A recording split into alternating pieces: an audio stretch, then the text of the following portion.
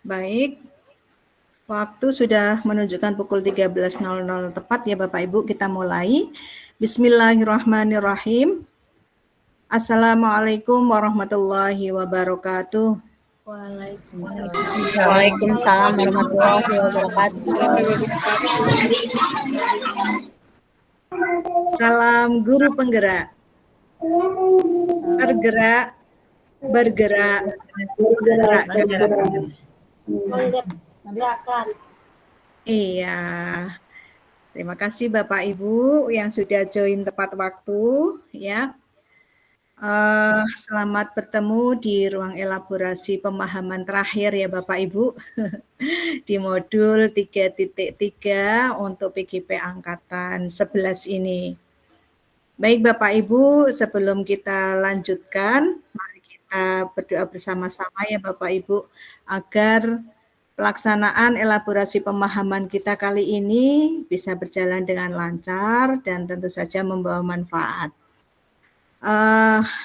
Berkenan salah satu bisa memimpin berdoa, silahkan bisa raise hand yang berkenan memimpin kita berdoa.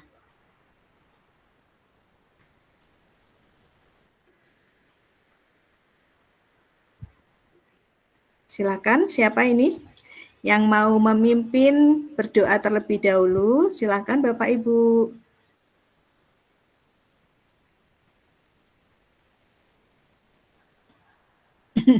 Kita tunggu nih sampai siapa ada yang mau memimpin berdoa ini.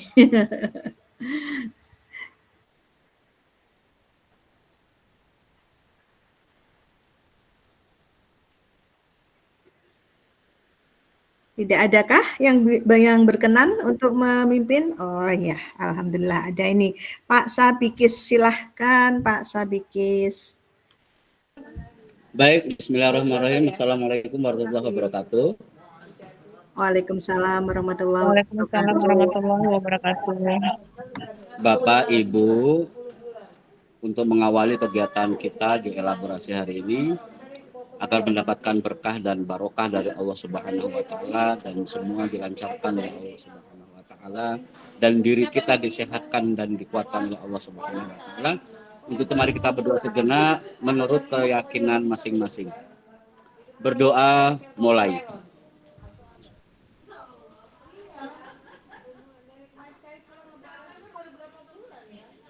Doa selesai.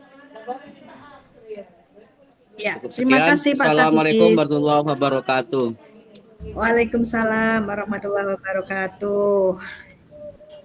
Ya, terima kasih Pak Sabikis sudah berkenan memimpin kita berdoa. Izin share screen ya Bapak Ibu.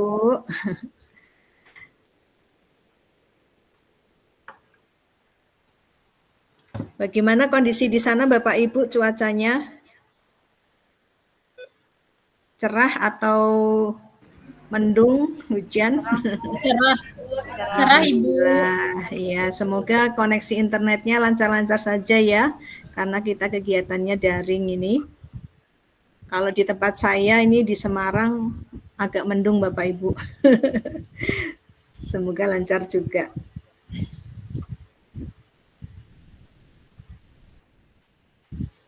Ya. Salam dan bahagia. Assalamualaikum warahmatullahi wabarakatuh. Waalaikumsalam warahmatullahi wabarakatuh. Salam damai sejahtera, Om Swastiastu, Namo Buddhaya, salam kebajikan, rahayu untuk kita semua di ruang virtual ini. Kita berada di sesi elaborasi pemahaman angkatan 11. Modul terakhir di PGP angkatan 11 ini Bapak Ibu ya, modul 3.3 tak terasa ya Bapak Ibu. Sudah di penghujung ya, penghujung PGP angkatan 11 ini. Modul 3.3 ini mempunyai judul pengelolaan program yang berdampak pada murid. Ya. Seperti kata pepatah Bapak Ibu, tak kenal maka tak sayang. Perkenankan saya memperkenalkan diri terlebih dahulu Bapak Ibu semua. Nama saya lengkapnya Wiwi Indah Kusumaningrum. Biasa dipanggil Bu Wiwi gitu saja. Saya guru di SMA Negeri 9 Semarang, Provinsi Jawa Tengah. Guru kimia. Kebetulan teman saya sekantor itu guru juga ada yang asalnya dari Lampung, Bapak Ibu. Selain sebagai guru, aktivitas saya juga di MGMP ya Bapak Ibu. Kalau di SMA itu kan ada MGMP, Musyawarah Guru Mata Pelajaran Kimia, baik di Kota Semarang maupun di Provinsi Jawa Tengah. Untuk kegiatan saya bergabung di PGP, Program Pendidikan Guru Penggerak ini ya, mulai angkatan 1 sebagai pengajar praktik, kemudian juga sebagai guru penggerak rekognisi saat itu pada saat menjadi fasilitator angkatan 5, kemudian juga fasilitator angkatan 9, angkatan 11 kali ini juga merangkap sebagai fasilitator Bapak Ibu.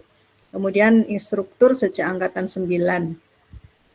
Selain di PGP juga di PPG, Pendidikan Profesi Guru sebagai instruktur juga, dan dosen praktisi di program praktisi mengajar Kemendikbudristek.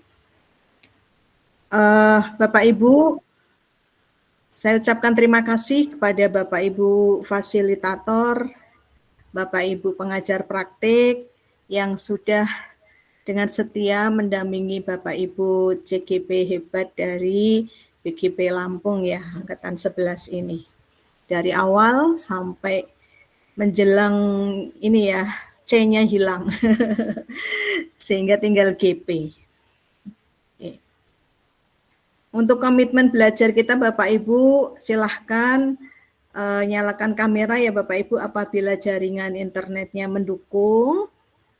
Kemudian mohon matikan mic. Kemudian selalu hadir seutuhnya ya, mindfulness. Kemudian kita hargai waktu bersama selama 90 menit ini dari pukul 13.00 sampai 14.30. Kemungkinan nanti kalau lebih ya lebih sedikit ya. Semoga tepat waktu.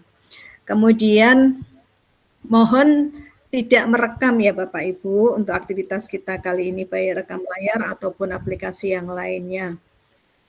Karena kita tetap menghargai orang-orang yang sudah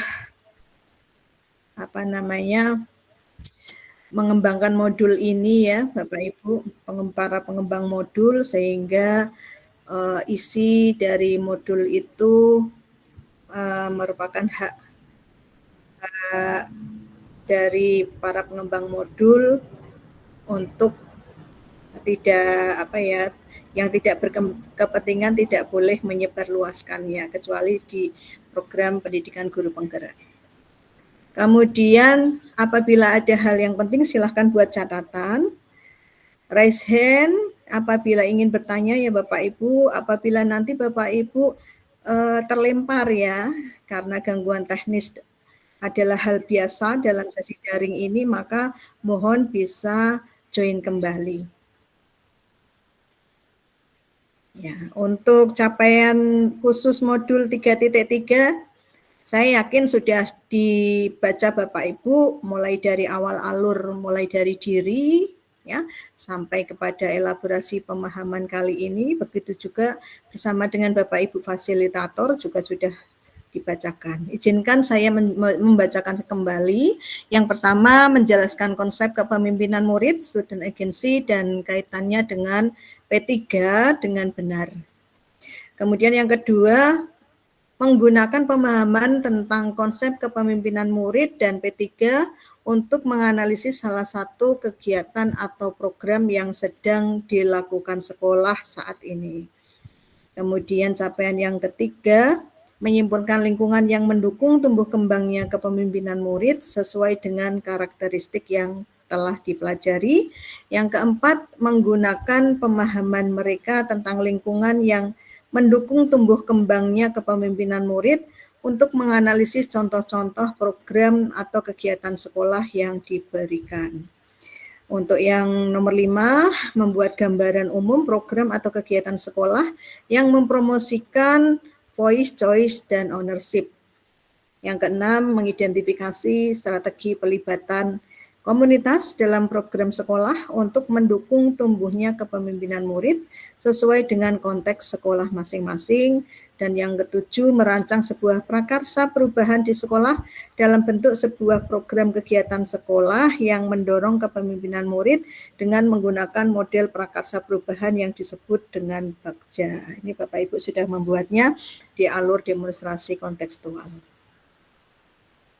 Oke Bapak Ibu, sebelum kita lanjutkan ya Bapak Ibu, ya karena kita berada di akhir ya, di elaborasi terakhir, elaborasi pemahaman terakhir, mari kita bersama-sama selalu menjaga semangat kita sebagai guru penggerak, ya, dengan bersama-sama menyanyikan lagu Mars Guru Penggerak ya Bapak Ibu ya, sekalian biar Bapak Ibu bisa mindfulness fokus di sini. Ya, enggak apa-apa Bu Mariati. Oke. Oke, saya share dulu ya Bapak Ibu. Mars Guru Penggeraknya saya ambil dari YouTube. Ya, mari kita bersama-sama untuk menyanyikannya.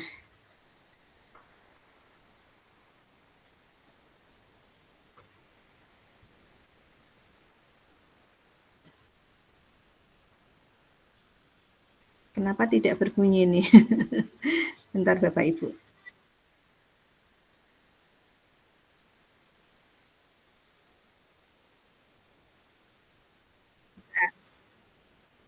Saya ulangi kembali.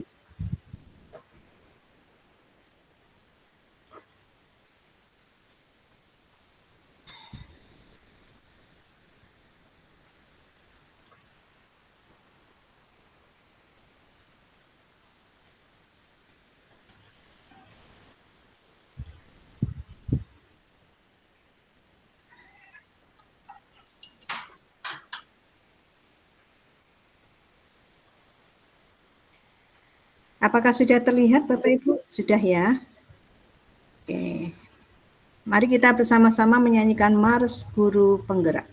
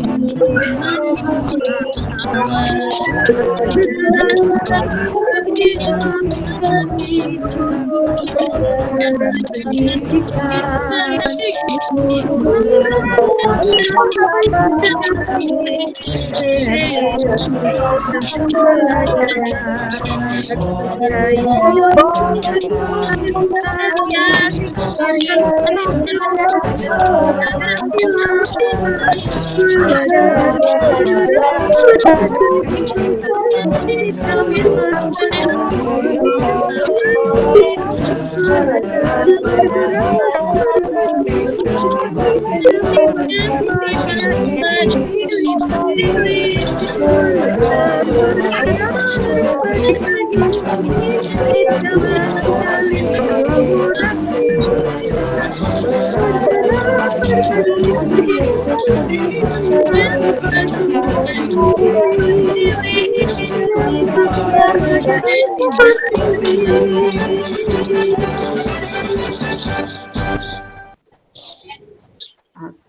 terima kasih. Ya. Semoga dengan menyanyikan bersama-sama Mars Guru Penggerak dan tidak serempak ya, karena memang kalau daring ini ada delay-delaynya ya Bapak Ibu, tapi semoga ini bisa menambah semangat kita ya, sampai nanti akhirnya C-nya hilang menjadi GP ya. Oke, kita lanjutkan dulu Bapak Ibu untuk PPT-nya, saya share kembali. Ya, di sini terdapat cuplikan kalimat dari Bapak Nadiem Makarim, ya, Mendikbudristek yang lama, bahwa beliau mengatakan besok dimanapun Anda berada, lakukan perubahan kecil di kelas Anda. Jadi sebagai guru tidak perlu melakukan perubahan yang besar ya Bapak Ibu ya. Lakukan perubahan walaupun kecil di kelas kita masing-masing. Itu pesan dari Bapak Nadiem Makarim. Oke, baik Bapak Ibu, mari kita berbagi cerita ya Bapak Ibu. Bapak Ibu semuanya kan pernah mengalami sebagai seorang murid ya, ataupun sekarang sudah menjadi guru ya. Boleh Bapak Ibu ceritakan pengalaman Bapak Ibu terlibat dalam sebuah program di sekolah, baik program itu intrakurikuler ataupun program kokurikuler ataupun ekstrakurikuler di masa lalu ya Bapak Ibu, yang berkesan sampai saat ini. Jadi ini sebaiknya pada saat Bapak Ibu menjadi murid ini, pada saat Bapak Ibu menjadi murid masih sekolah ya, terlibat dalam program sekolah baik intra, ko maupun ekstrakurikuler dan sangat terkesan. Nah, mengapa pengalaman tersebut berkesan bagi Bapak Ibu? Boleh Bapak Ibu berbagi cerita langsung dengan raise hand ataupun bisa menuliskan di room chat. Saya beri waktu sekitar 2 menit ya untuk menuliskan terlebih dahulu di room chat Bapak Ibu. Nanti saya akan memilih dari cerita Bapak Ibu untuk disampaikan secara langsung. Silakan Bapak Ibu selama 2 menit menuliskannya di room chat.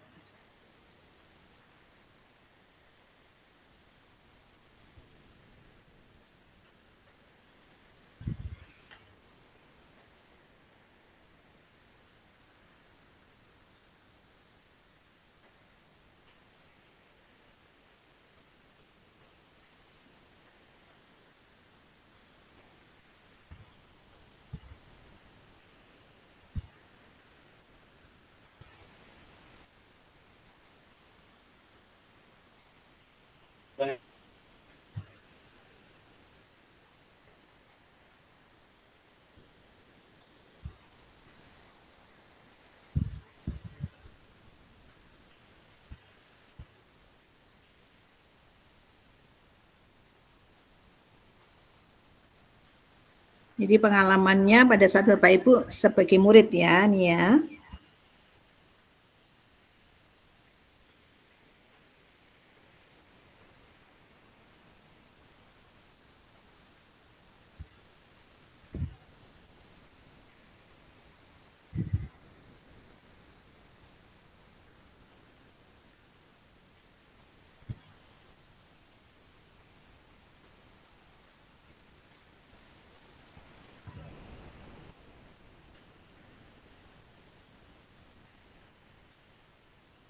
Satu menit lagi Bapak Ibu.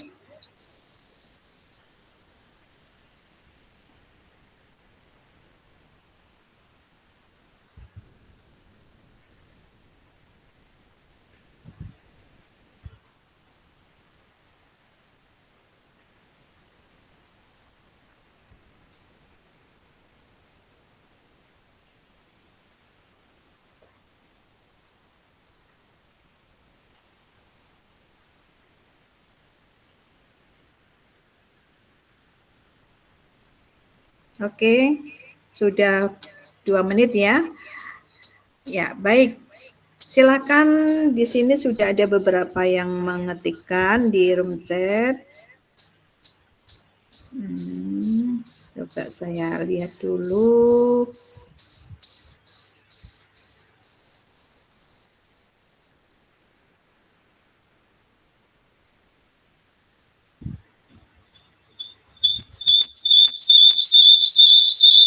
Mohon maaf, mungkin ada yang ini ya, back ya. Tolong di-mute terlebih dahulu.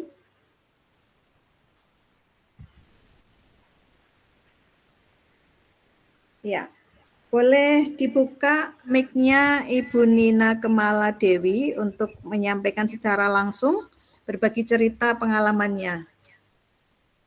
Silakan Bu Nina.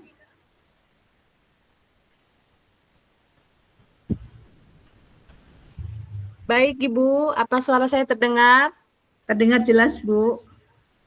Ya, baik. Jadi saya akan bercerita waktu SMA. Jadi waktu saya masih menjadi murid SMA ada satu program kurikuler yang sangat berkesan buat saya, yaitu kegiatan study tour bersama teman-teman dan guru. Nah, di sana saya, guru-guru dan kawan-kawan yang lain diajak ke tempat yang bersejarah seperti museum, candi, dan tempat bersejarah lainnya untuk belajar langsung tentang sejarah dan budaya. Hal yang membuat saya berkesan bukan hanya pelajarannya, namun juga pengalaman belajar di luar kelas yang terasa lebih santai dan menyenangkan. Selain itu, interaksi dengan teman-teman saat selama dalam perjalanan juga dapat mempererat kebersamaan dan kami pun saling membantu setiap ada kesulitan dalam perjalanan. Kemudian mengusir kebosanan dengan bercanda, bergurau dengan kawan dan membuat banyak kenangan indah tentunya waktu zaman-zaman SMA dahulu. Jadi program ini bukan hanya membuat kami belajar tapi semakin akrab dan kompak sebagai satu kelas pada saat dulu. Seperti itu, Ibu. Terima kasih. Oke, ya terima kasih Bu Nina sudah berbagi ya. Jadi di ceritanya Bu Nina ini tadi diajak untuk berekreasi di tempat-tempat bersejarah gitu ya, sekaligus untuk belajar. Oke, pada saat itu Ibu dilibatkan dalam hal apa, Bu? Saya sebagai ketua regu, Bu. Jadi saya selalu mengecek kelengkapan kawan-kawan yang lain, sudah lengkap atau belum. Takutnya nggak lengkap, ada sesuatu, ada yang sakit atau enggak, saya minta obat, seperti itu, Bu. Ya. Berarti sebagai ketua regu ya. Berarti di situ perasaan apa yang dirasakan Bu Nina pada saat melakukan kegiatan itu? Kalau dulu yang jelas senang lah, Bu, namanya Iya. sebagai murid ditunjuk ya, senang. Ya ada capeknya, ada bahagianya, campur-campur, Bu, rasanya, Bu. Iya, oke.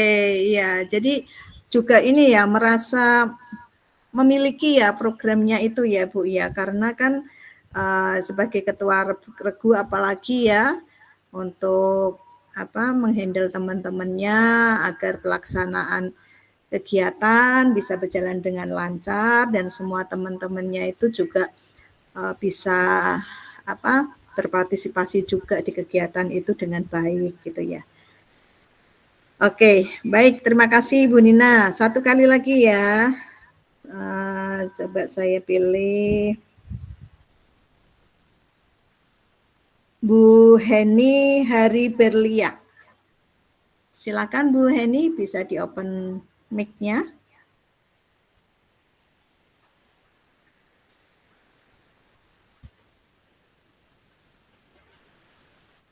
Halo Bu Heni. Masih belum terdengar suaranya Ibu.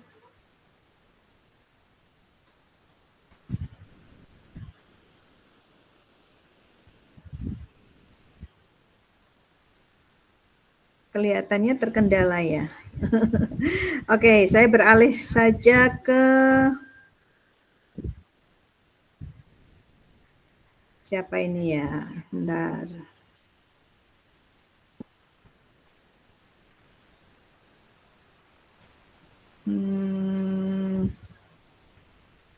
Bapak Mukhlis Dwi Saputra.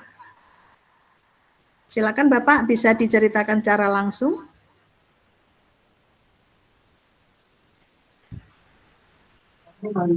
Baik Ibu, jadi kegiatan yang saya lakukan dulu itu adalah mendatangi tempat penggemukan sapi, yang itu sebetulnya program dari sekolah, di mana siswa yang tidak ikut study tour wajib juga membuat laporan berupa observasi ke tempat usaha atau ke pertanian dan lain-lain gitu. Saya waktu itu berempat, jadi ada mungkin sekitar 12 orang yang memang tidak bisa ikut study tour, sehingga saya melakukan observasi. Di sana saya banyak bertanya bagaimana cara membuat pakan dan seterusnya, yang sekarang saya dan kakak saya juga membuat usaha penggemukan sapi. Begitu, Ibu. Oh, gitu ya. Ya, lanjut Pak. Iya, jadi dari sana ada beberapa yang bisa saya ingat seperti apa, sehingga sekarang alhamdulillah saya juga bisa melakukan usaha hampir sama dengan yang dulu saya observasi waktu SMA. Dan kenapa menjadi berkesan, karena keterbatasan saya tidak bisa ikut study tour dengan pembiayaan yang tinggi dan lain-lain bisa tertukar dengan kegiatan itu. Begitu Ibu. Oke, baik. Pengalaman yang sangat menarik nih Pak Mukhlis ya. Sangat berkesan dan bahkan sampai sekarang malah sebagai apa ya Pak ya, side job ya, atau kegiatan sampingan selain sebagai guru ya. Iya, oke. Baik, terima kasih Pak Mukhlis, dan tadi Bu Nina sudah berbagi secara langsung. Juga Bapak Ibu yang lainnya sudah berbagi cerita di room chat juga. Saya lanjutkan. Ya, jadi di modul 3.3 ini kan khusus untuk membahas tentang program yang berdampak positif pada murid. Berdampak di sini berdampak positif ya Bapak Ibu. Nah, di mana program yang berdampak positif pada murid ini adalah program yang dapat meningkatkan keberpihakan kepada murid. Nah, hal ini bisa menguatkan yang sudah ada. Ya, jadi menambah semangat, menambah spirit gitu ya, yang sudah ada. Kemudian selain itu juga lebih mendorong kebermaknaan, komitmen. Sehingga secara kontekstual, kepemimpinan murid itu bisa diimplementasikan. Seperti itu. Jadi di sini sebagai tujuannya adalah student agency. Student agency, padanan katanya kalau dalam bahasa Indonesia di sini diambil sebagai kepemimpinan murid.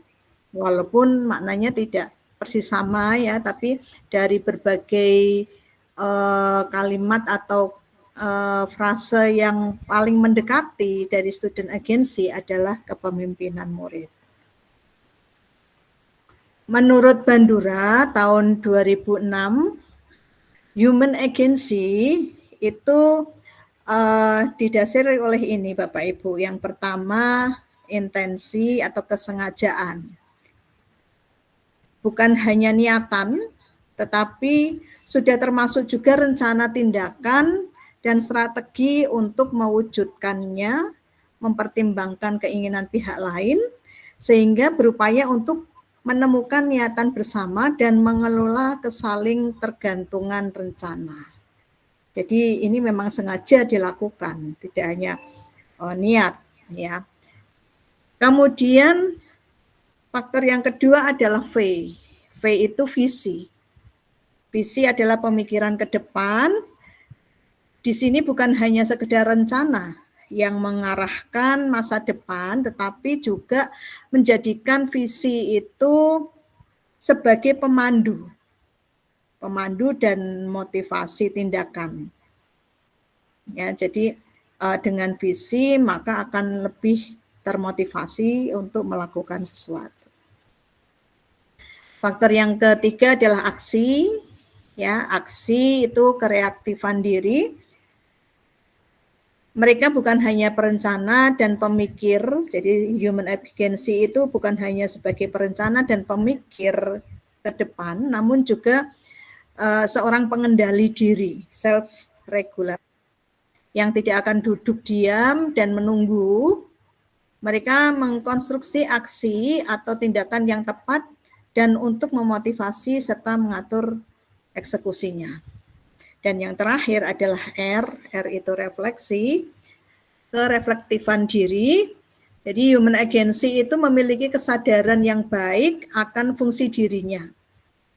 Melakukan refleksi atas efikasi dirinya, kecemerlangan ketepatan pikiran dan tindakannya, serta kebermaknaan dari upaya yang mereka lakukan dalam pencapaian tujuan. Mereka melakukan perbaikan jika diperlukan. Jadi faktor IFAR ini ya, ini yang membentuk suatu human agency menurut Bandura tahun 2006. Nah, student agency itu apa? Bapak Ibu pasti juga sudah mempelajari di modul di alur sebelumnya bahwa kemampuan murid untuk mengarahkan pembelajaran mereka sendiri, membuat pilihan-pilihan, menyuarakan opini, mengajukan pertanyaan dan mengungkapkan rasa ingin tahu, berpartisipasi dan berkontribusi pada komunitas belajar, mengkomunikasikan pemahaman mereka kepada orang lain dan melakukan tindakan nyata sebagai hasil proses belajarnya. Jadi istilah student agency itu diterjemahkan sebagai kepemimpinan murid itu hanya untuk kepentingan pembahasan dalam modul ini, karena tadi sudah saya sampaikan yang paling mendekati makna dari student agency itu adalah kepemimpinan murid. Oke. Nah, kepemimpinan murid ini adalah tentang murid yang bertindak secara aktif. Jadi kita menginginkan murid yang selalu aktif membuat keputusan serta pilihan yang bertanggung jawab daripada hanya sekedar menerima apa yang ditentukan oleh orang lain. Kita sebagai seorang guru tentu saja kan akan merasa senang ya Bapak Ibu, bahagia apabila murid-murid yang ada di kelas kita yang kita ajar itu aktif dan selalu melakukan segala sesuatunya secara bertanggung jawab. Tidak hanya menerima, tidak hanya diam saja gitu ya terhadap materi yang kita berikan. Ketika murid menunjukkan agensi dalam proses pembelajaran, yaitu ketika berperan aktif dalam memutuskan apa dan bagaimana mereka akan belajar, maka mereka cenderung menunjukkan motivasi yang lebih besar. Jadi murid-murid seperti itu adalah murid-murid yang mempunyai motivasi yang besar untuk belajar dan lebih mampu menentukan tujuan belajar mereka sendiri. Lewat proses seperti ini, murid-murid akan secara natural mempelajari keterampilan belajar. Atau istilah lainnya, belajar bagaimana belajar. Keterampilan belajar ini adalah sebuah keterampilan yang sangat penting yang dapat dan akan mereka gunakan sepanjang hidup mereka. Di dalam kepemimpinan murid, mengutip dari kalimat Alfie Cohen, teacher is in control of putting the kids in control. Jadi tiga hal ya yang menjadi syarat kepemimpinan murid itu bisa terwujud, yaitu kita harus mengontrol atau harus ada memperhatikan voice, choice, dan ownership, tiga hal ini. Voice itu apa? Voice itu adalah gagasan, pandangan, perhatian, keinginan, kebutuhan yang diekspresikan oleh murid melalui partisipasi aktif mereka di kelas, sekolah, komunitas, dan sistem pendidikan mereka yang berkontribusi pada proses pengambilan keputusan dan secara kolektif memengaruhi hasilnya. Jadi ini suara ya, suara murid ya, yang tentu saja ini akan berkontribusi dalam pengambilan keputusan di proses pembelajarannya. Kemudian choice adalah kesempatan yang diberikan kepada murid untuk memilih cara dan proses mereka belajar menggunakan cara yang bagaimana, serta bagaimana mereka akan menunjukkan pemahaman mereka. Apakah dengan melalui catatan refleksi tentang pemahaman mereka terhadap materi, apakah dengan melalui rekaman suara mereka, ataukah melalui video yang menunjukkan pemahaman mereka terhadap suatu materi. Jadi mereka diberi kebebasan untuk memilih, choice. Kemudian ownership adalah saat murid terhubung baik secara fisik, kognitif, atau sosial emosional dengan apa yang sedang dipelajari, terlibat aktif dan menunjukkan minat dalam proses belajarnya sehingga ia merasa memiliki proses belajarnya. Jadi ketika murid kita itu terlibat aktif ya, baik secara fisik, kognitif, sosial, emosionalnya, maka mereka akan merasa memiliki. Sehingga akan ikut berusaha agar terlaksana dengan baik pembelajaran itu.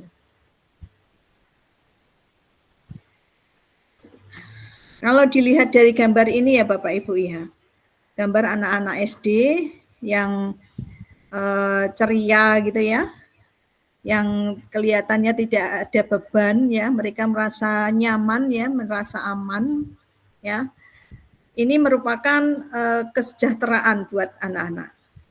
Kesejahteraan atau kata lainnya well-being murid yang optimal itu adalah sebuah keadaan emosional yang berkelanjutan yang dicirikan dengan terutama suasana hati dan sikap yang positif, hubungan positif dengan murid lain maupun guru, kemudian daya lenting atau ketangguhan yang ditunjukkan, pengoptimalan kekuatan diri, serta tingkat kepuasan yang tinggi terhadap pengalaman belajar mereka di sekolah.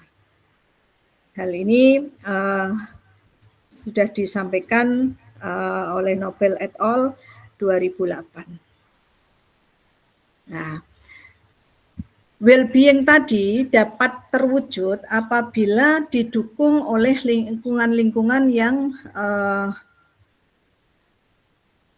bisa menumbuhkan kepemimpinan murid. Nah, karakteristik lingkungan yang menumbuh kembangkan kepemimpinan murid itu ada 7 ya Bapak Ibu ya. Yang pertama adalah lingkungan yang menyediakan kesempatan untuk murid menggunakan pola pikir positif dan merasakan emosi yang positif. Jadi kita beri kesempatan anak untuk berpikir secara positif dan merasakan emosi yang positif. Kemudian yang kedua, lingkungan yang mengembangkan keterampilan berinteraksi sosial secara positif, arif dan bijaksana. Bisa melalui diskusi kelompok, jadi tidak hanya mendengarkan ceramah dari guru, tetapi mereka diberi kesempatan untuk berinteraksi sosial dengan temannya pada saat diskusi kelompok. Nah, ini termasuk lingkungan yang mengembangkan keterampilan berinteraksi sosial. Kemudian yang ketiga, lingkungan yang melatih keterampilan yang dibutuhkan murid dalam proses pencapaian tujuan akademik maupun non-akademiknya. Jadi tidak hanya intrakurikuler, tetapi juga bisa kokurikuler ataupun ekstrakurikuler ya, yang memberikan tempat anak-anak itu berlatih mengasah keterampilannya. Tentu saja sesuai dengan kebutuhan murid. Kemudian yang keempat, lingkungan yang melatih murid untuk menerima dan memahami kekuatan diri, sesama, serta masyarakat dan lingkungan di sekitarnya. Yang kelima, lingkungan yang membuka wawasan murid agar dapat menentukan dan menindaklanjuti tujuan, harapan, atau mimpi yang manfaat dan kebaikannya melampaui pemenuhan kepentingan individu, kelompok maupun golongan. Kemudian yang keenam, lingkungan yang menempatkan murid sedemikian rupa sehingga terlibat aktif dalam proses belajarnya sendiri. Jadi apabila kita sebagai guru dalam suasana pembelajaran misalkan, kita menggunakan metode, menggunakan teknik, menggunakan media pembelajaran yang bisa melibatkan secara aktif murid. Lah, itu berarti kita sudah menciptakan lingkungan yang menempatkan murid sedemikian rupa sehingga terlibat aktif. Kemudian yang ketujuh, lingkungan yang menumbuhkan daya lenting dan sikap tangguh murid untuk terus bangkit di tengah kesempitan dan kesulitan. Jadi kita latih anak-anak untuk menjadi tangguh apabila menghadapi suatu permasalahan. Kita beri tantangan agar terbiasa menghadapi permasalahan ataupun tantangan ya Bapak Ibu. Sehingga harapannya bisa menumbuhkan daya lenting. Ini Bapak Ibu 7 lingkungan yang menumbuh kembangkan kepemimpinan murid sesuai dengan Nobel dan McGrath tahun 2016. Ya. Kalau dilihat dari gambar ini Bapak Ibu, di bagian inti di dalam sendiri ini adalah student agency atau kepemimpinan muridnya. Di dalam student agency ini ada IFAR ini tadi ya, IFAR. Kemudian kepemimpinan murid itu bisa terwujud apabila kita mempertimbangkan suara, pilihan, dan ownership tadi, kepemilikan. Dan ini bisa terwujud ya apabila kita menyediakan lingkungan yang bisa menumbuhkan 7 faktor ini tadi. Pola pikir dan emosi yang positif, keterampilan berinteraksi sosial, keterampilan mencapai tujuan, penerimaan dan pemahaman kekuatan, harapan dan impian bermakna, kemudian keterlibatan aktif dan daya lenting, dan sikap tangguh. Ini kalau digambarkan sesuai dengan bagian ini ya Bapak Ibu. Oke. Peran keterlibatan komunitas sekarang ya dalam menumbuh kembangkan kepemimpinan murid. Konsep trisentra pendidikan kita sudah mengetahui ya Bapak Ibu bahwa pendidikan itu tanggung jawab dan kerjasama di antara ketiga trisentra pendidikan, yaitu sekolah, satuan pendidikan ya, kemudian keluarga dan masyarakat. Yang berlandaskan pada asas gotong royong sebagai karakteristik bangsa Indonesia ya, gotong royong, kesamaan kedudukan, saling percaya, saling menghormati, dan kesediaan untuk berkorban dalam membangun ekosistem pendidikan yang menumbuhkan karakter dan budaya prestasi peserta didik. Seperti kalimat yang disampaikan Ki Hajar Dewantara bahwa setiap orang menjadi guru, setiap rumah menjadi sekolah.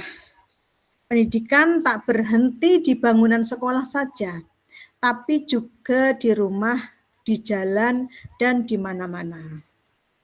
Apalagi kita sebagai guru ya Bapak Ibu ya.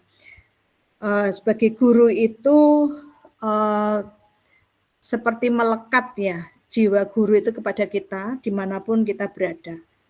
Kalau di sekolah, di kelas tentu saja ya. Pada saat kita di jalan misalkan melihat anak-anak usia sekolah ya, kita juga tidak bisa acuh tak acuh terhadap mereka apabila ada sesuatu yang membutuhkan perhatian kita. Misalkan ada anak yang belum usianya, bahkan kalau sudah dewasa pun ini sebenarnya hal yang sangat merugikan, di jalan gitu nongkrong, kemudian sambil merokok gitu ya. Nah tentu ini kewajiban kita untuk mengingatkan anak tersebut. Apalagi di keluarga kita ya, keluarga kita terhadap anak-anak kita sendiri, kita juga mempunyai kewajiban untuk selalu mengingatkan, mendidik mereka agar menjadi manusia-manusia yang baik, yang lebih baik. Gitu. Jadi setiap orang itu adalah guru, setiap rumah itu adalah sekolah. Dan pendidikan tak berhenti di bangunan sekolah saja, tapi juga di rumah, di jalan, dan di mana-mana. Jadi setiap tempat adalah sekolah juga. Baik, fokus kita adalah murid ya Bapak Ibu. Murid yang tentu saja kita harapkan bisa bermanfaat, ya, bisa berguna, bermanfaat untuk lingkungan sekitarnya. Ya. Untuk membentuk murid yang bermanfaat itu perlu kerjasama, ya, antara sekolah, keluarga, dan masyarakat tadi, sentra pendidikan. Nah, hubungan antara ketiga unsur ini itu merupakan hubungan kemitraan. Saling bermitra, bekerja sama agar murid-murid kita ini bisa menjadi manusia-manusia yang berguna. Sebagai kepala sekolah, bagaimana perannya dalam melibatkan orang tua murid? Karena hubungannya ini dengan kemitraan antara keluarga, sekolah, ya, dan tentu saja masyarakat. Tentu sebagai seorang kepala sekolah harus berpikir buat apa yang bisa dilakukan untuk melibatkan orang tua. Apa peran bentuk keterlibatan orang tua tersebut untuk sama-sama mengembangkan kepemimpinan murid tadi, student agency. Kemudian bagaimana prinsip dalam melibatkan orang tua tersebut? Dan kenapa, alasan penting mengapa kepala sekolah melibatkan orang tua? Nah, 3 hal ini yang harus diperhatikan oleh kepala sekolah apabila nanti melibatkan orang tua murid dalam rangka mengembangkan student agency. Peran keterlibatan komunitas dalam menumbuh kembangkan kepemimpinan murid itu bisa bermacam-macam ya Bapak Ibu ya. Murid berada, tidak bisa kita pungkiri bahwa murid itu berada dalam lintas komunitas. Mereka dapat berada sekaligus pada komunitas keluarga, pada komunitas kelas dan antar kelas, komunitas sekolah, komunitas sekitar sekolah, maupun komunitas yang lebih luas.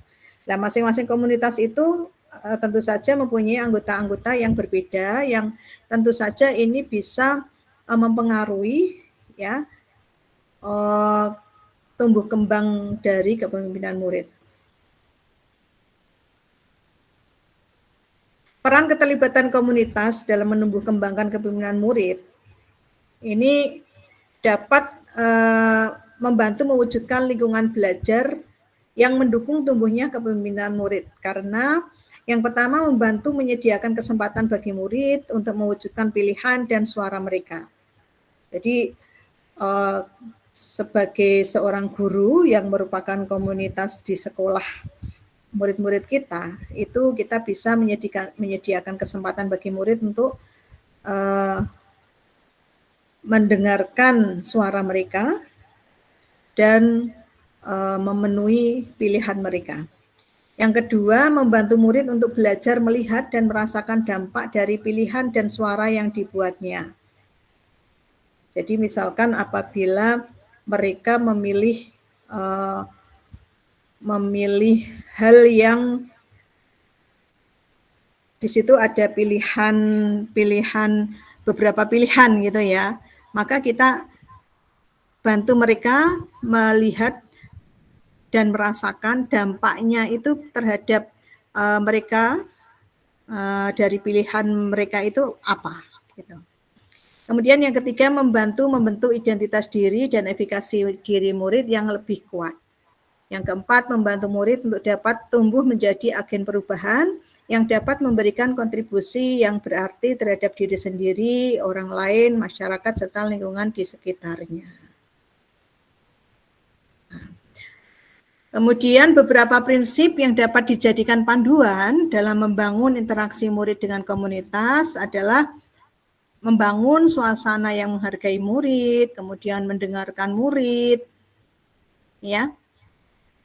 Kemudian yang ketiga, dialog atau komunikasi dengan murid, menempatkan murid dalam kursi kemudi. Ya, jadi ini beberapa prinsip ya Bapak Ibu. Kalau misalkan kita dengan murid kita menghargai, kemudian mendengarkan murid, maka mereka juga akan merasa diorangkan gitu, dianggap gitu ya. Ya, jadi interaksi dengan komunitas itu akan lebih lebih enak dijalin. Ya, komunikasinya akan lebih enak. Murid tidak merasa takut, ya, tidak merasa takut dengan guru ataupun dengan komunitas yang lain. Jadi ini beberapa prinsip yang harus diperhatikan. Ada 4 ya. Oke. Baik Bapak Ibu, di sini ada pertanyaan refleksi untuk kepala sekolah ya Bapak Ibu ya. Mungkin Bapak Ibu juga sudah diberikan oleh Bapak Ibu fasilitator tentang pertanyaan refleksi ini yang mencoba dicari jawabannya. Ada 4. Mari kita diskusikan bersama Bapak Ibu ya, karena Bapak Ibu kan sudah mencarinya ya. Yang pertama, bagaimana Anda dengan tetap mempertimbangkan berbagai kebijakan atau program-program pemerintah yang ada saat ini dapat tetap melibatkan murid dalam perencanaan program atau kegiatan di sekolah Anda. Silahkan, siapa yang mau berbagi untuk pertanyaan refleksi yang pertama?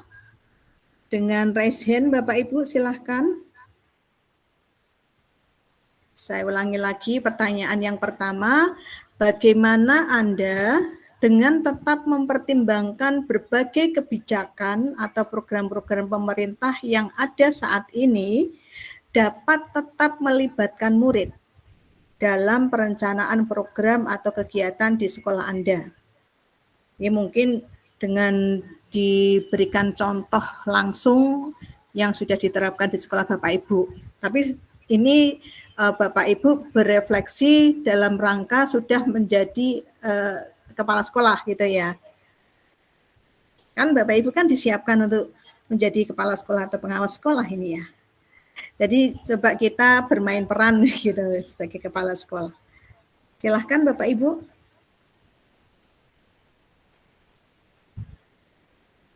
Contoh programnya apa, terus bagaimana melibatkan muridnya dalam perencanaan program. Ini masih perencanaan program kegiatan di sekolah ya Bapak Ibu. Boleh dengan siswa di kelasnya, ya program di kelas. Kalau misalkan di sekolah masih terlalu luas, bisa Bapak Ibu program yang Bapak Ibu laksanakan di kelas saja boleh, ataupun di sekolah yang melibatkan murid dalam perencanaannya, menyusun perencanaannya. Mungkin yang terlibat di tim Waka atau bahkan Bapak Ibu sebagai Waka tentu punya program atau kegiatan masing-masing ya. Nah, program kegiatan masing-masing itu kan perlu direncanakan. Nah, apakah sudah melibatkan murid? Gitu.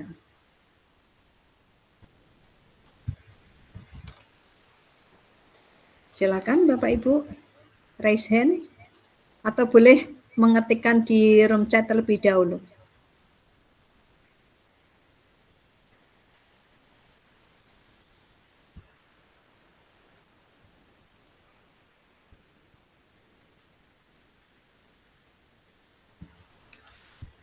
Kita santai saja ya Bapak Ibu, tidak ada jawaban yang salah ya. Di sini tidak ada jawaban yang salah, hanya berbagi pengalaman di sekolahnya masing-masing.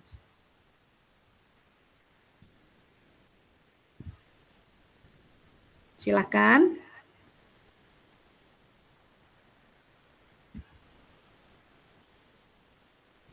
Atau boleh milih dari 4 itu, mana dulu boleh sudah. Jadi 1, 2, 3, 4, kalau nomor 1 mungkin kelamaan mikirnya gitu ya.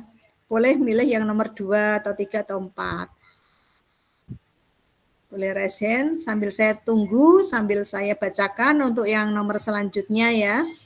Nomor 2, sejauh mana rapor pendidikan sekolah Anda dapat digunakan untuk membantu Anda merancang, mengimplementasikan, dan mengevaluasi program atau kegiatan sekolah Anda. Pertanyaan refleksi yang ketiga, bagaimana Anda dalam kapasitas sebagai pemimpin pembelajaran mendukung guru-guru dan tenaga kependidikan di sekolah Anda dalam mengimplementasikan dan mendorong students dan teachers agency. Anda mungkin dapat mengaitkan ini dengan indikator model kompetensi kepala sekolah yang telah Anda ketahui. Kemudian yang keempat, menurut Anda bagaimana mendorong students agency dapat meningkatkan penumbuhan lingkungan belajar yang aman, nyaman, dan inklusif untuk warga satuan pendidikan. Yes. Silakan mau milih yang mana Bapak Ibu. Karena ini kan pertanyaan refleksi ya, jadi masing-masing bisa berbeda jawabannya. Dan tidak ada jawaban yang salah gitu, karena konteksnya berbeda-beda. Silakan raise hand. Oke, ada yang sudah raise hand. Ibu Damayanti, silakan.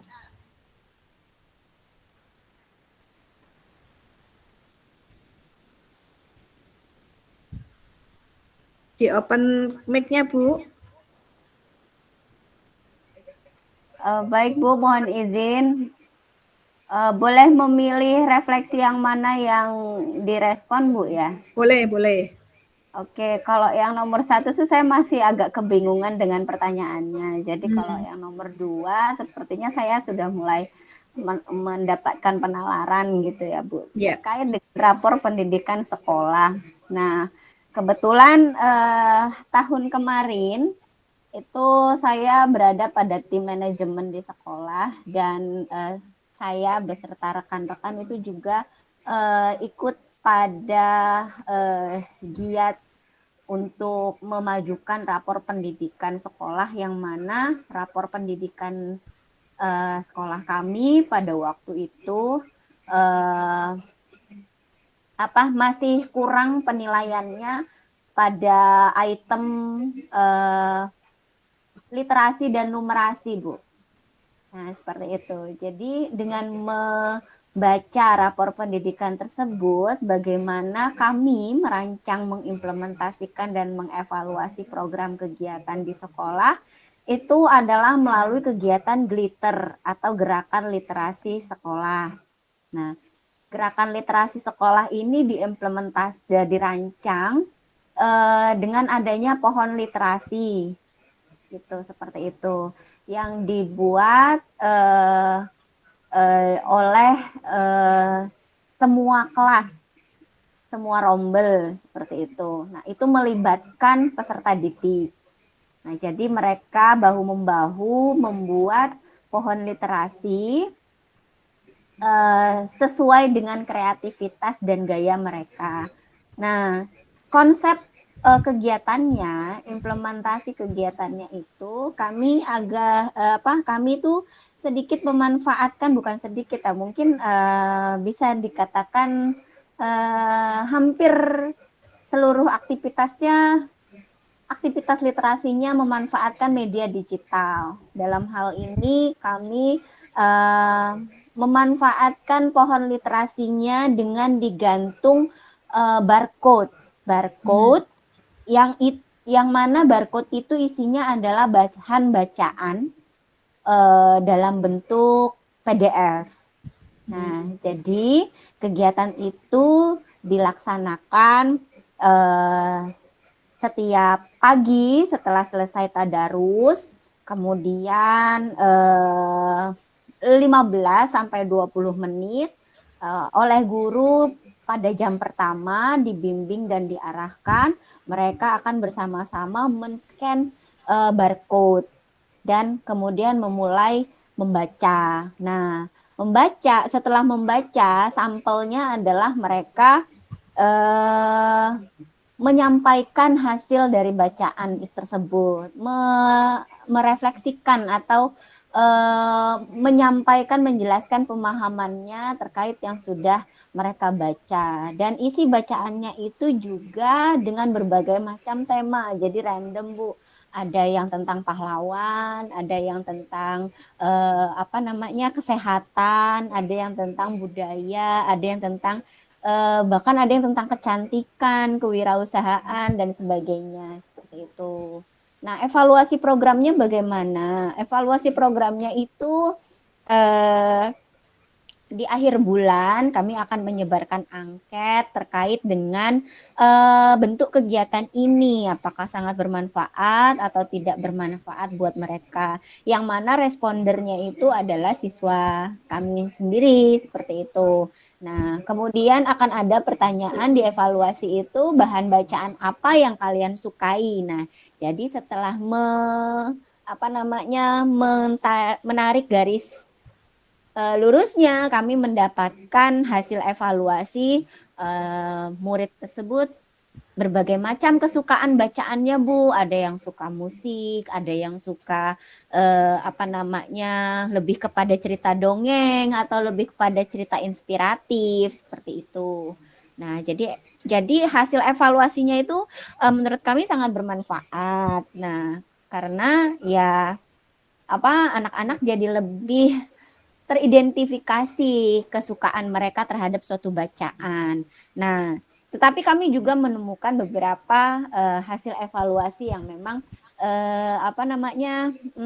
menjadi pelajaran juga bagi kami.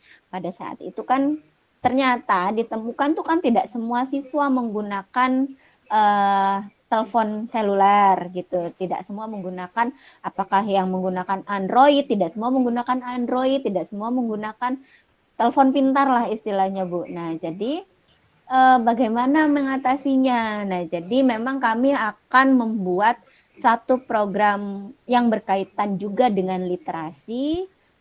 Namun jika memang tidak semua siswa memiliki telepon genggam, kami merencanakan ada gerakan literasi dengan konsep yang lain seperti itu, yang tidak menggunakan telepon genggam atau media digital. Begitu, Ibu.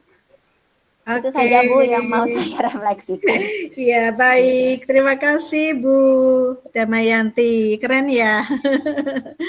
Iya, sebenarnya jawaban reflektif dari Bu Damayanti terhadap pertanyaan refleksi ini itu sudah menjawab 2 pertanyaannya, nomor 1 dan nomor 2 sebenarnya, Bu. Oh, begitu ya, Bu. Makasih, Bu. Makasih, Bu. Iya, tadi ada pelibatan murid kan? Ya, betul. Mulai dari merancang? Kalau merancang barcode-nya itu dilakukan oleh tim kami, Bu. Ya, tim kami, tim glitternya itu kami menanyakan beberapa murid, kalian ingin bacaan-bacaan seperti apa gitu. Iya, itu sudah melibatkan murid, Bu. Jadi mendengarkan suara mereka. Menyusun barcode-nya itu loh, Bu. Menyusun barcode-nya dirancang oleh gurunya seperti itu. Kemudian yang menggantung-gantungkan kartu-kartu barcode-nya itu di pohon literasinya itu ya muridnya sendiri. Ya, itu pada saat implementasi ya. Ya, betul, Bu. Iya, oke, baik. Jadi yang nomor 1 itu kan dengan tetap mempertimbangkan berbagai kebijakan program pemerintah yang ada saat ini, termasuk GLS Gerakan Literasi Sekolah itu kan program pemerintah juga kan ya, Bapak Ibu, karena memang secara nasional hasil PISA kita literasi numerasi itu masih ya perlu ditingkatkan lah gitu kan. Jadi tetap itu masih sesuai dengan program pemerintah. Terima kasih Bu. Makasih Bu, Sampai sama-sama. nanti. Iya, oke. Ya, ini masih ada pertanyaan nomor 3 dan 4 yang belum terjawab nih. Silahkan, ini siapa ya, Bu Rita? Ibu Rita, silahkan. Ya Ibu, mohon izin tadi mau menjawab nomor 1, tapi sudah dijawab. Oh ya, nggak apa-apa. Silahkan Ibu. Oh, iya. Baik Ibu, di sini saya mau mencoba menjawab pertanyaan refleksi yang untuk nomor 1, bagaimana mempertimbangkan berbagai kebijakan program pemerintah ataupun yang berkaitan di sekolah Ibu ya. Jadi program yang menurut saya dipertimbangkan dan tetap dipertahankan itu adalah menyajikan guru tamu Ibu untuk peserta didik saya. Guru tamu tersebut saat merancang program tersebut juga saya melibatkan siswa Bu, kemudian saya cocokkan juga di kurikulum dalam arti mata pelajaran. Misalnya di dalam mata pelajaran itu ada yang namanya customer service Ibu. Nah di sini guru tamu yang akan dilibatkan adalah dari penampilan grooming. Berarti kita bisa panggil guru tamu dari luar yang memang menyajikan tentang grooming atau penampilan dari penampilan seseorang ya Bu ya, untuk melakukan customer service. Seperti itu sih Bu, program yang sudah dijalankan di sekolah. Jadi itu perlu dipertahankan dan dipertimbangkan untuk tetap dijadikan wawasan untuk peserta didik saya Bu. Seperti itu Bu. Oke, Terima kasih sudah berbagi Bu Rita. Programnya namanya apa Bu? Grooming ya? Grooming. Gimana Bu? Grooming itu apa Ibu? Grooming itu penampilan pribadi ya Bu ya, dari ujung kaki sampai ujung kepala itu diperhatikan karena disesuaikan dengan mata pelajaran customer service Ibu. Oh, ada mata pelajaran customer service guys, CS. Iya. Iya. Betul. Oke. Terima kasih Bu Rita, keren. Jadi bisa melibatkan murid juga dalam perencanaan ya. Bisa seperti itu Bapak Ibu ya. Jadi dalam mempertimbangkan kebijakan program pemerintah saat ini kan itu kan juga mata pelajaran kan, jadi ya termasuk dalam kurikulum dapat tetap melibatkan murid ya dalam perencanaannya tadi. Oke. Yang nomor 3 dan nomor 4 silakan Bapak Ibu raise hand, atau apakah sudah ada yang menuliskan di chat ini? Nah, ini Bu Rita juga sudah menuliskan di room chat ya. Silakan Bu Nur Alia. Oke. Boleh berbagi Bapak Ibu, yang nomor 3 itu bagaimana Anda dalam kapasitas sebagai pemimpin pembelajaran. Jadi sebagai kepala sekolah, karena ini kan refleksi untuk kepala sekolah. Mendukung guru-guru dan tenaga kependidikan di sekolah Anda dalam mengimplementasikan dan mendorong student atau teacher agency.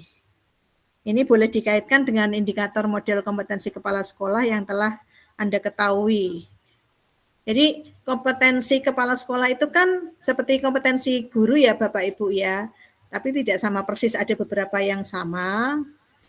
Ya, kalau guru kan ada kompetensi kepribadian, sosial, profesional, dan pedagogik ya. Kalau kepala sekolah juga ada kepribadian. Yang berbeda dengan model kompetensi kepala sekolah yang lama, kalau yang lama itu ada kewirausahaan ya. Mohon bisa dikoreksi untuk Bapak Ibu yang mungkin di sini Bapak Ibu Fasil ataupun PP yang sudah kepala sekolah. Kalau dulu tuh kelihatannya ada kewirausahaan, nah sekarang itu enggak ada. Oke. Silakan Bapak Ibu. Jadi bisa bercermin dari kepala sekolah Bapak Ibu sekarang ini, kalau Bapak Ibu sebagai guru saat ini ya. Saya ingin tuh kepala sekolah saya itu untuk bisa mendorong atau mengimplementasikan student agency itu harus mengapakan guru-gurunya itu loh. Mengapakan saya sebagai gurunya gitu loh. Itu bagaimana? Apa yang harus dilakukan seorang kepala sekolah agar bisa mendukung, mendorong guru-gurunya maupun tenaga kependidikannya untuk mengimplementasikan student agency. Itu yang nomor 3. Oke, silahkan. Ini Bu Damayanti lagi. Silahkan Bu Damayanti. Mohon izin ya Bu. Ya.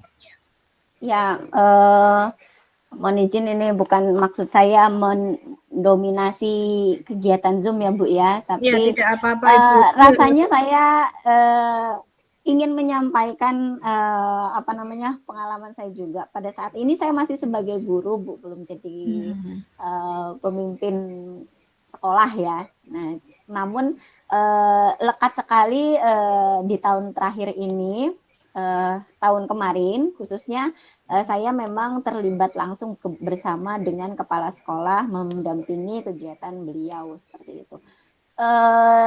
Yang saya dapatkan cerminan dari seorang pemimpin di sekolah itu memang sudah ada pada kepala sekolah saya yang saat ini gitu. Jadi ya yang dulu-dulu juga sudah ya Bu ya, namun karena yang terbaru saat ini ya sekarang ini. Jadi memang yang kami harapkan sebagai Bapak Ibu guru yang terjun di kelas-kelas mendampingi perkembangan peserta didik itu, kami mengharapkan pemimpin pembelajaran atau pemimpin sekolah yang sangat mendukung jajaran guru untuk mendapatkan pendidikan dan pelatihan tentang bagaimana caranya mengimplementasikan dan mendorong student atau student agency gitu, seperti itu Bu. Contohnya seperti ini, kalau saya yang sebelumnya saya pernah mengajar pariwisata itu, saya diberikan dukungan untuk mengikuti re-upskilling kemampuan sebagai guru pariwisata dalam bidang bahasa Inggris ya Bu ya, karena saya memang sebenarnya bahasa Inggris. Nah, jadi lebih fokus pada bagaimana implementasi kegiatan siswanya itu nanti pada saat membangkitkan potensi pariwisata mereka dalam bidang bahasa Inggris. Jadi segala kegiatan itu aktivitas dilakukan dengan bahasa Inggris. Kemudian di sekolah kami ini itu adalah sekolah menengah kejuruan Bu. Jadi memang di sekolah menengah kejuruan ini ada yang namanya teaching factory. Nah, teaching factory ini akan berbasis industri, di mana kalau teaching factory itu adalah suatu media pembelajaran secara praktik. Namun jika teaching factory itu menghasilkan suatu produk yang bisa menghasilkan uang seperti itu akan bernama unit produksi dari teaching factory tersebut gitu. Jadi, nah teaching factory itu dikelola oleh siswanya Bu. Nah, jadi misalkan teaching factory-nya siswa pariwisata itu berupa Biro Perjalanan Wisata. Nah, jadi yang menggerakkan teaching factory itu sekaligus sebagai media pembelajaran praktik itu adalah siswanya. Nah, guru yang sudah mengikuti kegiatan re-upskilling kompetensi keahlian bidang tersebut itu akan mengawasi siswanya dalam mengelola teaching factory. Jadi artinya sekali 3 uang tuh langsung bisa dihasilkan gitu loh Bu. Selain ada media pembelajaran praktik dari murid secara langsung yang teknisnya dilakukan secara bergantian setiap harinya, itu juga didapatkan juga jika menghasilkan ya akan menjadi suatu unit produksi dari teaching factory itu. Begitu Bu. Oke, keren. Iya, benar sekali itu ya Bapak Ibu yang diceritakan Bu Damayanti, kepala sekolahnya itu sudah ini ya menerapkan model kompetensi kepala sekolahnya ya. Jadi seorang kepala sekolah itu kompetensinya juga memang harus seperti itu gitu ya.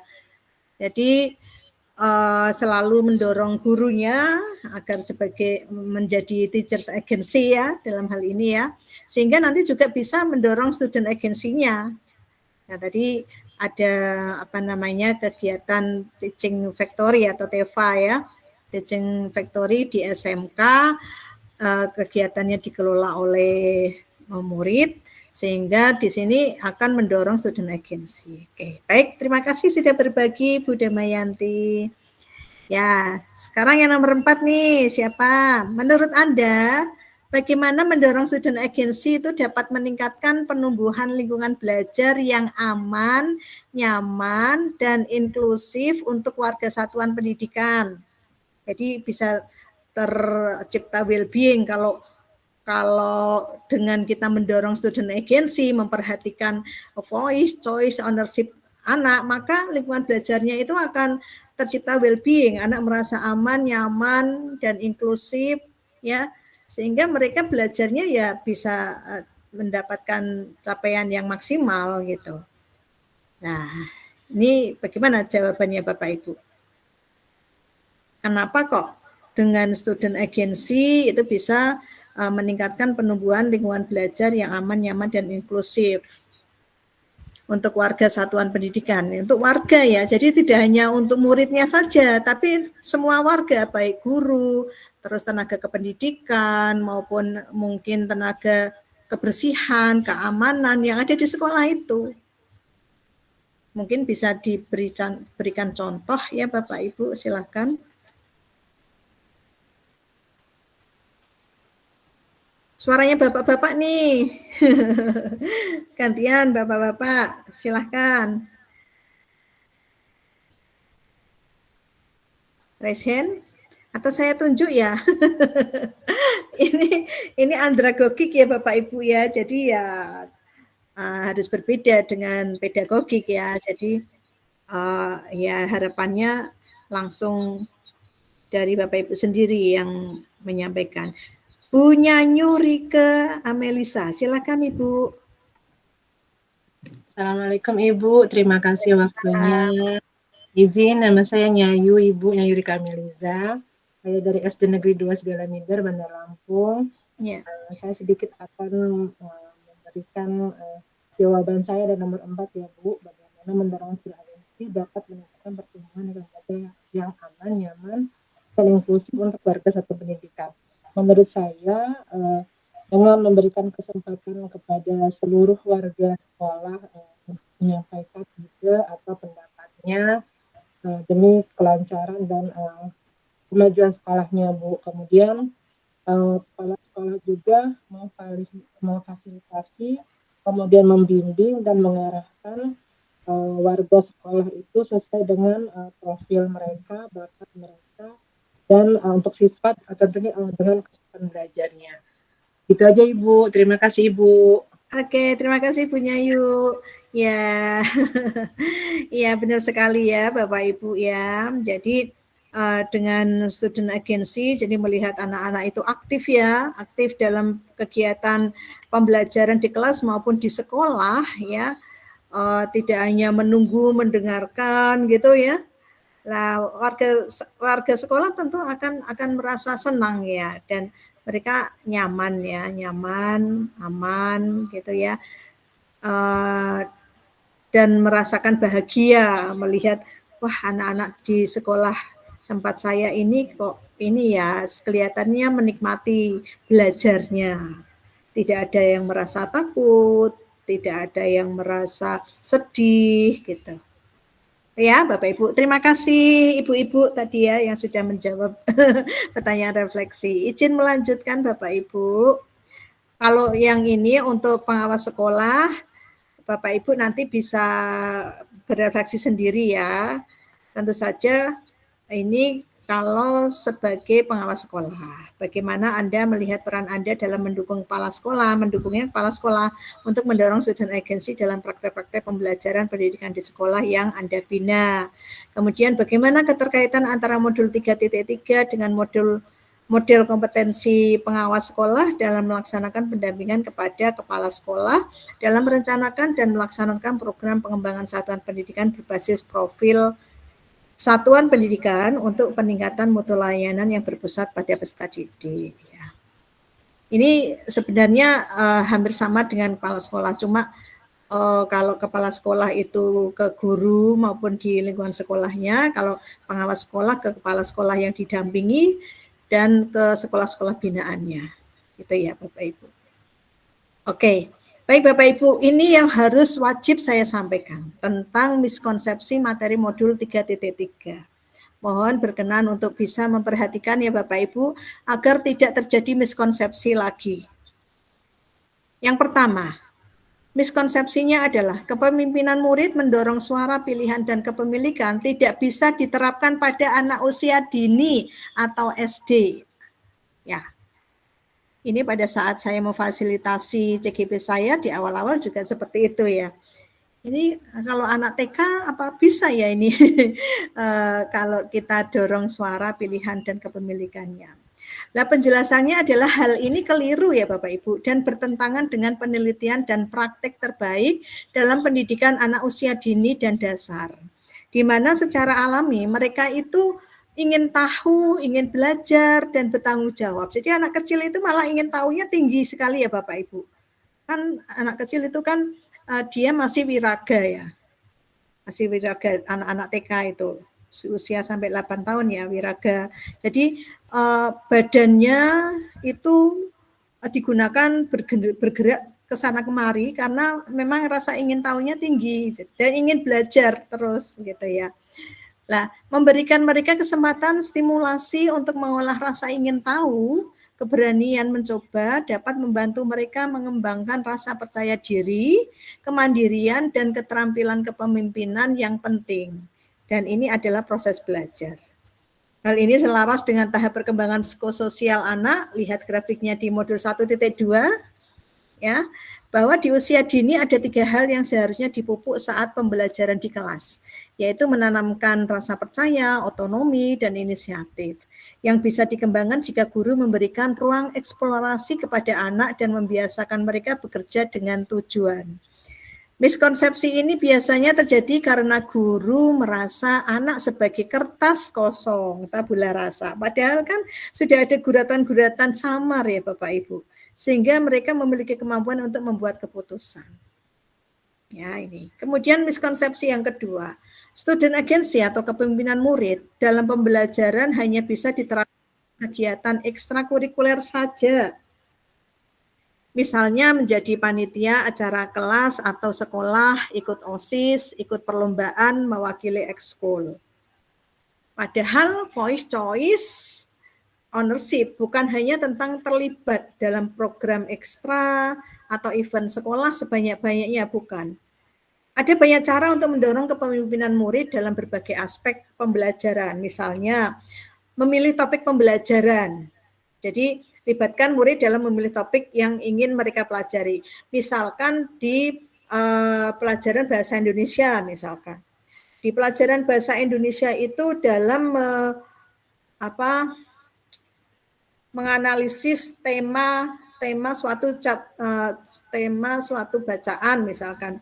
Nah, anak-anak kita libatkan bacaan seperti apa yang ingin ingin dibahas, akan dibahas untuk menentukan tema yang ada di bacaan itu.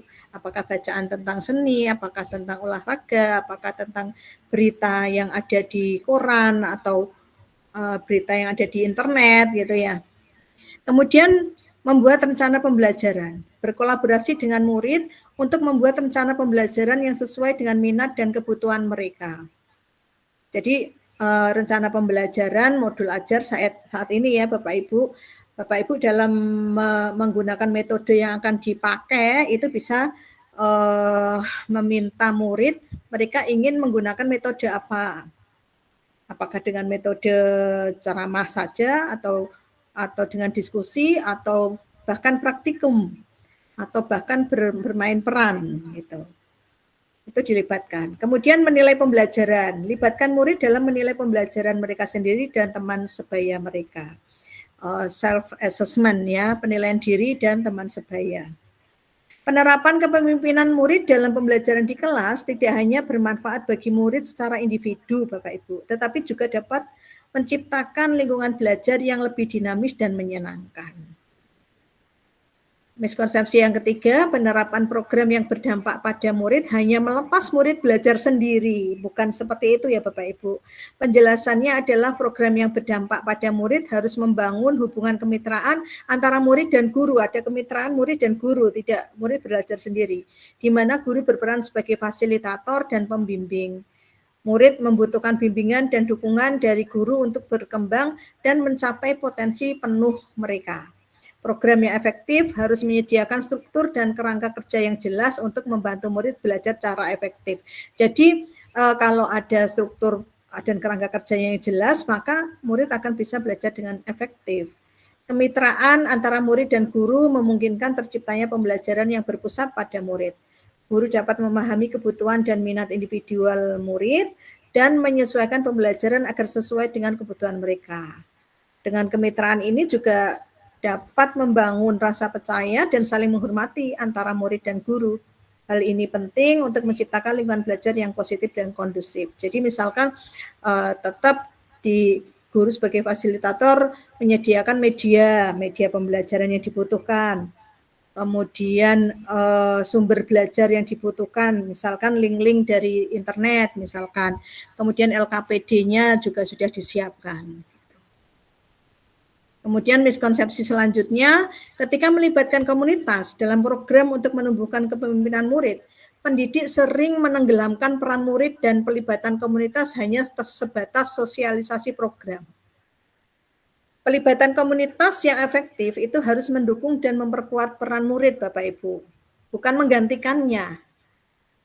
Komunitas memiliki banyak sumber daya dan keahlian yang dapat dimanfaatkan untuk mendorong kepemimpinan murid.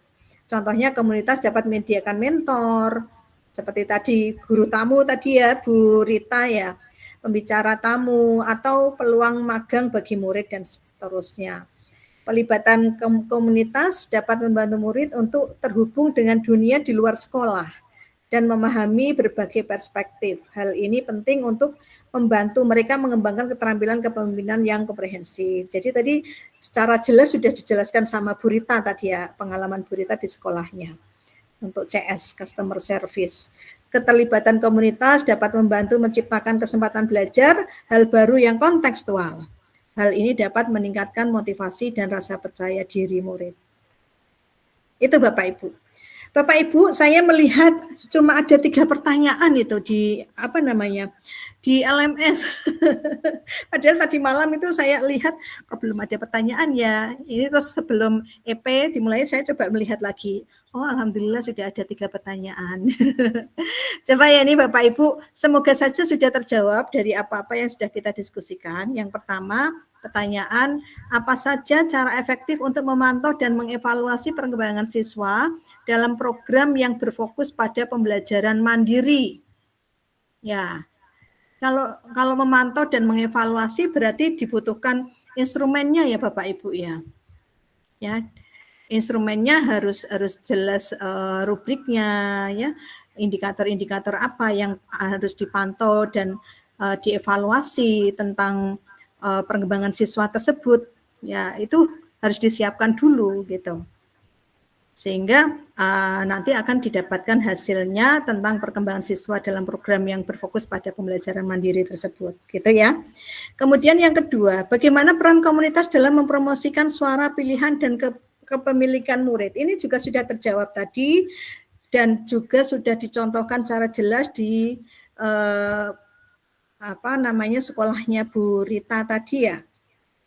Ini sudah terjawab di situ Bapak Ibu. Jadi suara pilihan dan kepemilikan murid itu bisa dikembangkan, diakomodir ya dengan melibatkan peran komunitas di luar sekolah ya, komunitas dari luar sekolah. Kemudian yang ketiga, bagaimana cara sekolah untuk menciptakan lingkungan yang mampu menumbuhkan kepemimpinan murid?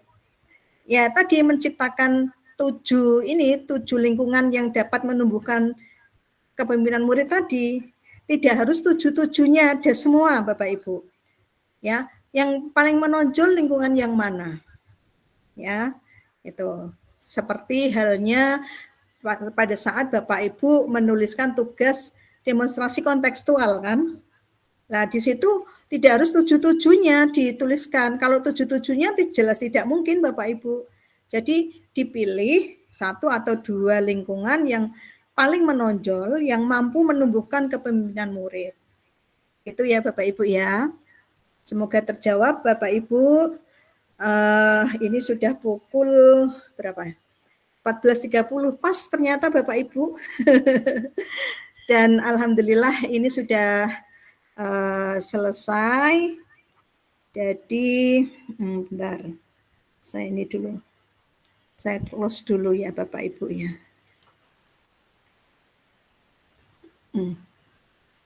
Mungkin ada yang masih ingin dikonfirmasi, ditanyakan, silakan.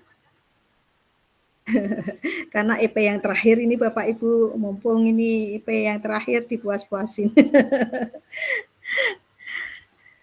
Semoga ini ya Bapak Ibu semakin paham ya tentang modul 3.3 ini, dan semoga juga bisa diimplementasikan di sekolah masing-masing, tidak hanya pada saat PGP kali ini, bahkan setelah lulus dari PGP Bapak Ibu, ini harus bisa diimplementasikan. Baik, Bapak Ibu, kalau tidak ada pertanyaan, mari kita foto dulu ya Bapak Ibu ya. Foto bersama dulu. Ini ada yang raise hand ternyata. Bapak Heri Mirhan, silakan Pak Heri. Oke, baik. Assalamualaikum warahmatullahi wabarakatuh. Waalaikumsalam warahmatullahi wabarakatuh.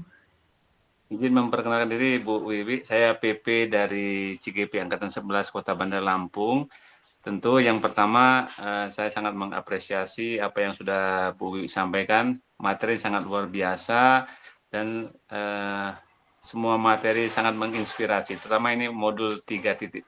Artinya apabila kita implementasikan apa yang sudah disampaikan, ini akan berdampak positif kepada masing-masing sekolah. Nah, terkait permasalahan yang disampaikan di modul 3.3 tentang pengelolaan program berdampak positif pada murid, ada satu hal yang menurut saya penting. Artinya, satu sekolah itu dia akan maksimal programnya kalau kita ada yang saya istilahkan K3S. Yang pertama, tentu harus ada koordinasi. Koordinasi ini tidak lain bagaimana CGP atau GP itu berkoordinasi dengan pimpinan. Itu yang pertama. Kemudian setelah ada koordinasi, tentu ada komunikasi. Nah, komunikasi ini bisa kita komunikasi dengan pimpinan, dengan siswa, dengan murid, dengan orang tua, dengan stakeholder, sehingga program apapun itu akan dipahami oleh semua pihak. Kemudian yang ketiga, komunikasi, kolaborasi, dan adanya kolaborasi, kerjasama antar semua pihak, sehingga program itu tentu akan bermanfaat. Program yang berpihak pada murid itu akan bermanfaat, karena adanya kolaborasi. Keberhasilan sekolah itu bukan terletak oleh kepala sekolah. Keberhasilan sekolah itu bukan karena guru penggerak, tetapi keberhasilan program sekolah yang berdampak positif pada murid itu karena adanya kolaborasi. Dan yang terakhir adanya sinergi. Nah, saya kira inilah apa yang menjadi cita-cita kita, cita-cita Ki Hajar Dewantara. Semoga program yang kita inisiasi tentunya di pendidikan guru penggerak ini memberikan dampak positif kepada murid. Amin. Bagaimana Dewantara sampaikan, kita adalah pembelajar sepanjang hayat. Guru adalah pembelajar sepanjang hayat. Tetap semangat belajar. Terima kasih Bu Wiwi. Salam dari Bandar Lampung. Kami sangat luar biasa mengapresiasi apa yang Ibu Wiwi sampaikan, ini menginspirasi kami semua. Terima kasih Bu Wiwi. Ya, sama-sama Pak Heri Mirhan. Ya, K3S ya. Ingat ya Bapak Ibu, K3S. Oke, baik. Oke, kita berfoto bersama terlebih dahulu Bapak Ibu. Oke. Oh, ya. Silahkan kalau misalkan bisa di-on-kan kameranya dong, biar fotonya tidak hanya simbol atau foto diam profil ya. Oke, boleh pandu gayanya bagaimana Bapak Ibu, silahkan. Nanti kita tirukan bersama-sama. Gimana Bapak Ibu? Oh, love. Oke, silahkan love. Boleh love. Iya, dengan penuh cinta ya Bapak Ibu, saya ambil gambarnya. Bapak Ibu juga boleh ambil gambarnya karena saya tidak bisa berbagi gambar nanti dengan siapa. Oke, 1, 2, 3. Oke, terima kasih sudah saya ambil. Baik Bapak Ibu, mari kita berdoa bersama-sama ya. Siapa kali ini yang memimpin? Tadi sudah siapa tadi Pak Sabiri apa siapa tadi? Gantian atau tetap Bapak yang tadi memimpin berdoa? Boleh? Halo, kelihatannya tidak ingin tidak ingin terputus elaborasi pemahamannya. Tetap online saja. Tadi Pak Sabikis bisa memimpin kita kembali Pak Sabikis berdoa. Baik Ibu. Ya. Assalamualaikum warahmatullahi wabarakatuh. Waalaikumsalam warahmatullahi wabarakatuh. Bapak Ibu, mari kita berdoa sejenak untuk mengakhiri perjumpaan kita. Semoga perjumpaan kita ini membawa berkah, membawa ilmu yang bermanfaat di kemudian hari. Akan saya pandu. Berdoa mulai.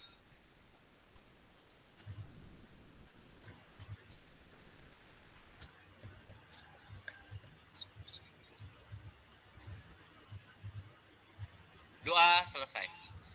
Ya, terima kasih ya. Terima kasih Pak Sabikis. Terima kasih Bapak Ibu CGP hebat semuanya. Terima kasih Bapak Ibu fasilitator dan BP hebat yang sudah menemani Bapak Ibu CGP. Mohon maaf apabila ada kekurangan dari saya. Semoga kita bisa bertemu kembali. Assalamualaikum warahmatullahi wabarakatuh.